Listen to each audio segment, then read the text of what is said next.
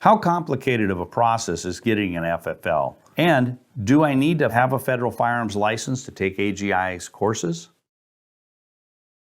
Well, getting an FFL really isn't that big a deal as long as you follow the steps that we lay out for you and you don't have anything in your background that would prohibit you from possessing a firearm, or such as a felony conviction or a misdemeanor domestic violence conviction.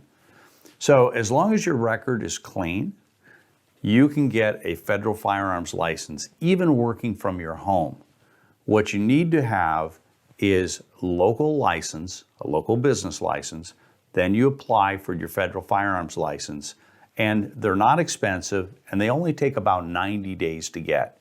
So we really recommend that once someone enrolls in AGI's Professional Gunsmithing course, that they utilize the information package that we provide you with any level of our course to apply for your federal firearms license, step by step, following the procedures that we've outlined for you. And you'll end up with your license in as little as 90 days.